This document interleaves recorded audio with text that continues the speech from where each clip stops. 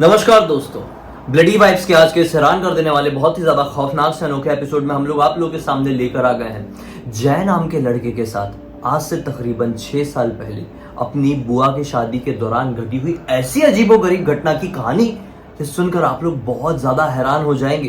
दरअसल ये घटना इतनी ज्यादा शॉकिंग थी कि आपको ये समझने के लिए एकदम शुरू में चलना पड़ेगा। तो आइए जय की जुबानी जानते हैं कि ये घटना कब किसके साथ डिटेल में कैसे घटी थी। भाई ये जो घटना घटी थी जय के साथ ही घटी थी, लेकिन ये 6 साल पहले क्या होता है कि ये लोग ना सूरत के रहने वाले हैं बेसिकली। ये लोग, उनका जो काम है वो भी सब कुछ सूरत में ही है, इनकी पूरी फैमिली सूरत में ही रहती है। लेकिन जब बुआ की जो शादी हो रही थी ना, वो ये लोग डिसाइड करते कि हम गांव से करेंगे, हम यहाँ से शहर से नहीं करेंगे। उनका गांव जो था ना, वो वहां से सूरत से 90-95 किलोमीटर तक इतना दूर था, मतलब कि बहुत ही ज्यादा दूर और बहुत ही छोटा सा गांव। तो पूरे घर वाले डिसाइड करते हैं कि अब हम लोग को पूरी फैमिली के साथ निकल जाना चाहिए, उस गांव में ही शादी करवाना है, क्योंकि हो सकता है बहुत लोग रहते हैं गांव में शादी करने का। तो ये लोग यहाँ से सूरत से निकल जाते हैं अपने गांव जाने के लिए। मस्त ट्रेन से जाते हैं, उसके बाद जो बस होती है बस से जाते हैं और वहां पे अपने गांव में पहुंच जाते हैं। उनका जो गांव था वो इतना छोटा गांव था कि वहां पे मुश्किल से 60-65 घर होंगे और पूरा एकदम खाली खाली सा, एकदम जंगल वाला खेत वाला एरिया, कम दूर दूर पे घर, वैसे टाइप का बिल्कुल टिपिकल जो गांव होता है ना, वैसा वाला माहौल था। तो ये जो जय था वो भी बहुत टाइम बाद अपने गांव गया, तो बहुत खुश होता है कि वाह यार मेरा गांव मतलब इतना छोटा और इतना प्यारा लग रहा है, कितनी अच्छी ग्रीनरी है, सब लोग बहुत खुश हो रहे थे। और ये सब कुछ करते करते वहां पे इसकी बुआ के शादी का टाइम आ जाता है। जिस दिन शादी होने वाली होती है ना, उसके एक रात पहले की बात है। एक रात पहले कोई तो इनका रस्म होता है जो कर रहे थे, और ये लोग गरबा भी खेल रहे थे और डीजे भी लगाए हुए थे। हो सकता है कि मतलब कुछ तो मेहंदी वेंदी जो भी हल्दी वल्दी कुछ होगा, संगीत वगैरह जो संगीत होगा शायद, हो सकता है। तो ये लोग गरबा का भी फंक्शन रखे थे, गरबा मस्त लोग खेल रहे हैं और डीजे एकदम लाउड स्पीकर में मस्त बज रहा है, सब लोग गरबा कर रहे हैं, ऐसे ऐसे मस्त फन कर रहे हैं सब लोग। तभी क्या होता है, जो जय था ना, उसका सिर दुखने लगता है। उसको लगता है कि मतलब मैं इतने टाइम से गरबा कर रहा हूँ, मैं बहुत थक गया, अब नहीं करूंगा, अब बहुत ज्यादा ही हो गया। 11 बज गए थे रात के। तो वो जहाँ पे जो डीजे बजा रहा था ना, उसके पास जाके बैठ जाता है। वहीं पे उसका एक गांव में दोस्त बन गया था मनीष नाम का, वो भी आके बैठता है। जय ऐसे सिर पे हाथ रख के बैठा हुआ था और सिर ऐसे ऐसे कर रहा था। पूछता है मनीष क्या हुआ भाई, मतलब इतना परेशान क्यों लग रहा है, चल गरबा करते हैं। तो बोलता है कि नहीं यार बहुत ज्यादा कर लिया, मेरा सिर बहुत दुख रहा है और अभी ना मुझे कहीं शांति चाहिए कुछ टाइम के लिए, या तो मैं इस गाँव से कहीं और दूसरे गाँव में जाकर थोड़ा टाइम के लिए रह लूं, क्योंकि जो आवाज आ रही है ना उसकी वजह से मेरा सिर दुखना और ज्यादा हो रहा है। तो मनीष बोलता है कि काम कर, तू मेरे गाँव में चल ले। जो मनीष का गाँव था ना, इनके गाँव से यही 5-6 किलोमीटर तक दूर था, वही उस पास में ही था, लेकिन 5-6 किलोमीटर दूर था। तो ये बोलता है जय कि हाँ यार चल तो लूंगा, लेकिन वो ठंड का टाइम था, बहुत घनघोर ठंड होती है ना, वो वाला टाइम था। बोलता है चल तो लूंगा यार, लेकिन इतनी ठंड हो रही है, बाइक में बहुत ठंड लगेगी, और वहां पे देखते हैं यार, नहीं तो कुछ टाइम बाहर कहीं बैठते हैं 1-2 घंटे, और थोड़ा सिर दुखना कम हुआ तो यहीं पे अपने घर पे ही आ जाऊंगा। सब लोग नहीं तो खामोखा टेंशन लेंगे और ढूंढने लगेंगे कहाँ चला गया जय, कहाँ चला गया, शादी वाला माहौल है। तो मनीष बोलता है हाँ ऐसे ही चिल मारना है और थोड़े टाइम के लिए शांत करना है मन को, तो मेरे पास एक लोकेशन है, वहां पे चल के बैठते हैं अपन। तो जय बोलता है कौन सा लोकेशन, तो बताता है मनीष की ये जो गांव है ना, इस गांव का ही बस स्टैंड है, वहां पे इस टाइम पे इतनी आवाज नहीं आएगी डीजे की, कम आएगी, और वहां पे मस्त बैठने का बेंच भी बना हुआ है और बहुत सुंदर लोकेशन, वहां पे तालाब भी है। तो ये बात सुनता है जय तो बहुत खुश रहता है, बोलता है कि हाँ यार तो चलते हैं ना, फिर क्या प्रॉब्लम है, मस्त वहां पे थोड़ा टाइम बैठेंगे और उसके बाद वापस से आ जाएगा डीजे बंद होने के बाद, 1-2 बजे तो कैसे भी बंद कर ही देंगे। तो ये लोग वहां पे पहुंच जाते हैं। वो जो लोकेशन था ना, ये बस स्टैंड है और बस स्टैंड के जस्ट मतलब बाजू में ही एक तालाब है, और तालाब के कुछ कदम दूर ही एक शमशान घाट है, और जो थोड़ा सा मतलब यही 50-60 मीटर जाएंगे आगे तो वहां पे 2 मंदिर है, एक शिव जी की और एक माता रानी की। तो ऐसा लोकेशन था, और वहां पे ना बहुत बड़ा ग्राउंड टाइप का एरिया बना हुआ था, जहाँ पे थोड़े बहुत पुराने बेंचेस भी लगे हुए थे, जहाँ पे मतलब वहाँ के जो दादाजी लोग, ओल्ड लोग होते थे उस गांव के, वो आते थे, टहलते थे और वहीं पे बैठते थे और चिल मारते थे, वैसा वाला था। तो जय तो बहुत खुश होता है, पूरा एक्सप्लोर करता है सब जगह, और उसके बाद वो वहीं पे उस बेंच पे जाके बैठ जाता है जहाँ पे दादाजी लोग बैठा करते थे। वहां पे जाके बैठता है तो उसे दिखाई देता है वहां पे एक माचिस देखता है तो बहुत खुश होता है, बोलता है यार बहुत ज्यादा ही ठंड लग रही थी, कुछ आग वाग जलाए क्या यहाँ पे, और आग जलाएंगे, बात करेंगे तो एक अच्छा सा अलग सा माहौल होगा, बहुत मजा आएगा। तो ये बोलता है मनीष कि आग कैसे जलाएंगे, लेकिन लकड़ी उकड़ी पत्ते वत्ते वो सब भी तो इकट्ठे करने पड़ेंगे, वो तो यहाँ पे दिख नहीं रहे हैं। तो ये बोलता है जय क्या इकट्ठे करने, देख प्लास्टिक पड़े ना वहाँ पे, वही जला डालते हैं, जबकि ये गलत है, नहीं जलाना चाहिए। तो वो बोलता है कि प्लास्टिक कहाँ है, तो बोलते देख वो लकड़ी भी एक दो छोटी छोटी पड़ी है, प्लास्टिक पड़ी है, लेके आते हैं जलाते हैं मस्त, और यहाँ पे बैठ के मस्त अपना चिल मारते हैं। तो वो बोलता है, जो मनीष था थोड़ा डाउट होता है, बोलता है यार लेकिन माचिस किसने रखा होगा, मुझे थोड़ा सा डर लग रहा है। तो जय बोलते हैं क्या डरने वाली क्या बात है, दादाजी लोग बैठते हैं बीड़ी फूकते होंगे, माचिस छूट गई होगी किसी की, इसमें इतनी बड़ी बात क्या है। तो जय सब इकट्ठे करने लगता है, लकड़ियां लेने चला जाता है, थोड़े बहुत पत्ते, थोड़ी बहुत प्लास्टिक, थोड़े वो पेपर पर था वो सब इकट्ठा करता है। तभी उसे एक इतना बड़ा ब्लैक सा कपड़ा दिखाई देता है। तो वो जो कपड़ा था ना उसको वैसे लकड़ी से उठाने लगता है। तभी मनीष बोलता है अरे हाथ मत लगा। क्यों भाई, डरा क्यों दिया, मैं तो उठा रहा हूँ कपड़ा कि वो जलाएंगे थोड़ा ज्यादा टाइम तक जलेगा और थोड़ा ज्यादा गर्मी मिलेगी, ठंड देख कितनी ज्यादा हो रही है। तो मनीष बोलता है नहीं ऐसे कोई भी कपड़े को हाथ नहीं लगाते, और देख तो वो काला सा अजीब सा कपड़ा दिखाई दे रहा है। तो जय बोलता है हाथ कौन लगा रहा है, मैं तो लकड़ी लगा रहा हूँ, लकड़ी से उठाऊंगा और वहां पर ले आके रख दूंगा, इसमें कौन सी बड़ी बात है। मनीष बोलता नहीं यार प्लीज यार, तू समझ नहीं रहा है, तू शहर में रहता है, तू गांव की चीजों के बारे में नहीं जानता है, गांव में ऐसी कोई भी चीजों पर हाथ नहीं लगाते, ऊपर से ब्लैक कपड़ा और अजीब सा दिखाई दे रहा है, तुझे अजीब नहीं लग रहा है ये। तो जो जय होता है बोलता है कि नहीं यार इसमें अजीब क्या लगना है, किसी के पुराने कपड़े ऐसे पड़े रहेंगे रोड पे तो ऐसे पुराने दिखेंगे ही, इसमें कोई बड़ी बात तो है नहीं। तो मनीष बोलता नहीं प्लीज यार हाथ में लगा। जय बोलता है अरे क्या है यार तू बहुत फट्टू है, ऐसे पकड़ता है लकड़ी से और ऐसे जैसे ही वो उठाता है ना ब्लैक कपड़ा ऐसे लकड़ी पे, वैसे जो डीजे की आवाज जोर जोर से आ रही थी दूर से वो बंद हो जाती है। हाँ जो डीजे वहां पे बज रहा था बंद क्यों हो गई, अचानक से बंद होती है, और जो लाइट एक लाइट ही सिर्फ जल रही थी, वहां पे पूरा अंधेरा था और चांदनी रात थी, वो लाइट भी बंद हो जाता है। अच्छा लाइट चली गई, लाइट चली गई, और उसके बाद 20-25 कुत्तों के रोने की आवाज सुनाई देने लगती है बहुत जोर जोर से। वहां का जो माहौल था एकदम क्रीपी हो जाता है उस लकड़ी से, उस कपड़े को सिर्फ उठाते से ही। तो जो जय था वो भी डर जाता है कि ये क्या हो गया, और कुत्ते रो कहाँ रहे, दिखाई क्यों नहीं दे रहे, इतना भी अंधेरा नहीं, चांदनी रात है, पूरा हम दोनों एक दूसरे का मुंह क्लियर देख पा रहे, बस स्टैंड क्लियर दिख रहा है, वो तालाब क्लियर दिख रहा है, तो ये कुत्ते रो कहाँ रहे हैं। तभी वो लोग अचानक से उनको ऐसा महसूस होता है किसी बच्ची और किसी के औरत की रोने की आवाज सुनाई दे रही है, रोने की और हंसने की मिक्स टाइप अजीब सी आवाज सुनाई दे रही है। ये लोग चारों तरफ दिख रहे थे किसकी आवाज है भाई, कोई दिखाई नहीं दे, कुत्ते रो रहे थे, अभी औरतें कहाँ से रोने लगी। जैसे ही देखते ना हम लोग तालाब के पास, वहां पे एक औरत ने खड़ी दिखाई देती है और एक 8-9 साल की बच्ची दिखाई देती है। उन लोगों को जब ये लोग देखते हैं ना तो इन लोगों को वो लोग नॉर्मल दिखाई देती नहीं है। जो जय था वो देखता है कि जो औरत है उसके बाल एकदम लंबे हैं और ऐसे करके खड़ी है, और जो बच्ची है वो एकदम क्रीपी से स्माइल कर रही है। मनीष बोलता है भाई भाग। जय बोलता है कि यार ये कौन है, ये लोग अभी तक तो नहीं थे यहाँ पे, अभी तुम चारों तरफ देखा ये कहाँ से आ गए। मनीष बोलता है तू कुछ भी मत बोल, बस तू यहाँ से भाग।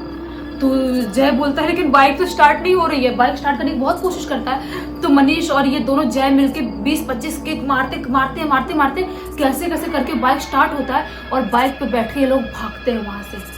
वो औरत को और बच्चे को देख इतने ज्यादा डर जाते हैं क्योंकि जो माहौल था ना बिल्कुल क्रीपी हो गया था। सही बात है। तो वहां से भागते हैं और सीधा वहीं पे शादी वाली जगह पे पहुंचते हैं। वहां पे जाते हैं, देखते हैं कि डीजे तो आराम से चल रहा है, अभी हम लोग को आते आते डीजे चल रहा था, फिर डीजे की आवाज अचानक बंद क्यों सुनाई दे रही थी, और ये कुत्तों की रोने की आवाज और इनकी हंसने की आवाज सुनाई दे रही, लेकिन हम यहाँ पे पहुंचे डीजे चल रहा है, सब लोग मस्त गरबा कर रहे हैं। तो मनीष और ये जय इतने ज्यादा डर गए थे कि ये लोग ज्यादा कुछ भी नहीं सोचते हैं। ये लोग एक जो रूम था ना जो जय का, वहां पे जाते हैं और सो जाते हैं। बोलते भाई किसी से कुछ भी बात नहीं करना, कहीं पर भी नहीं जाना है, बस सीधा सो जाओ। सो जाएंगे तो दिमाग शांत होगा, पता नहीं वो क्या था अभी तक समझ में नहीं आ रहा है।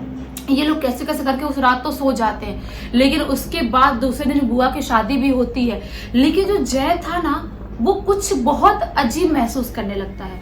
वो कहीं पर भी ऐसे बैठा भी नहीं यहाँ पे अकेले, उसको लगता है कि यहाँ पे कोई है, मेरे किसी की प्रेजेंस उसको फील होने लगती है। बाथरूम में अकेले गया तो उसको लग रहा है कि मेरे पीछे कोई खड़ा है।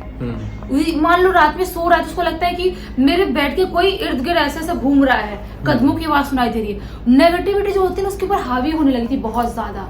ये सब कुछ होते होते बिल्कुल परेशान हो गया था, किसी से कोई बात नहीं बता रहा था कि घर वाले लोग टेंशन लेंगे, और अभी तो हम सूरत जाने ही वाले हैं, शायद वहां जाने के बाद नॉर्मल हो जाए सब कुछ।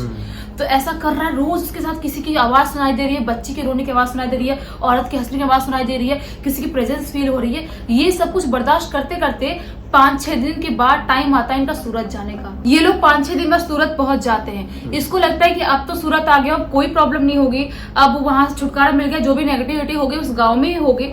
लेकिन यहाँ पर आने के बाद भी उसके लाइफ में कुछ भी ठीक नहीं होता है। वो और ज्यादा बीमार होने लगता है, उसकी रातों की नींद खत्म हो जाती है, उसको ऐसे बार बार महसूस होता है कि मैं कहीं पर भी अकेले नहीं हूँ, कोई ना कोई है मेरे इर्द गिर्द, कोई ना कोई दिखाई दे रहा है, मतलब महसूस कर पा रही, देख नहीं पा रहा हूँ, महसूस हो रहा है मुझे, लेकिन कोई है यहाँ पे खड़ा है मेरे पास, मैं महसूस कर रहा हूँ, शायद उस सांस की आवाज भी महसूस कर रहा हूँ, लेकिन उस इंसान है, औरत आदमी क्या है, मैं देख नहीं पा रहा हूँ। उसके साथ ये कुछ सब कुछ होते होते पूरे 6-7 महीने निकल जाते हैं। 6-7 महीने तक ये सब कुछ ये फील करता है, लेकिन घर वालों को अभी तक नहीं बताता है। ये इसकी सबसे बड़ी गलती थी जो घर वालों को नहीं बता रहा था। उसके बाद क्या होता है, 6-7 महीने बाद दादी का कोई काम था गांव में, जमीन के रिलेटेड कोई काम था, तो दादी बोलती है कि बेटा तुझे चलना पड़ेगा, क्योंकि इसकी उम्र 18-19 साल की हो गई थी, अभी कॉलेज चला गया, समझदार हो गया था ये। तो बोलता है कि दादी लेकिन मैं गांव में नहीं जाना चाहता हूँ। दादी बोलते क्यों बेटा, क्यों नहीं जाना चाहता है? तो बोलता है कि नहीं ऐसे ही। दादी बोलते चल बेटा तू ही समझदार है, तेरे पापा को टाइम नहीं है और फिर तू सब करवा देगा, पढ़ा लिखा है, वहां पे जो भी काम है मैं अकेले कैसे कर पाऊंगी। तो दादी इसको लेके बस से उस गाँव में वापस से पहुंचती है। उस गांव में जब पहुंचती है ना, अपना दिन में तो सब काम वाम करवाती है, लेकिन रात के टाइम में ये लोग छत के ऊपर सोने के लिए जाते हैं, क्योंकि लाइट वहां पे नहीं थी उस टाइम, बिजली चली गई थी।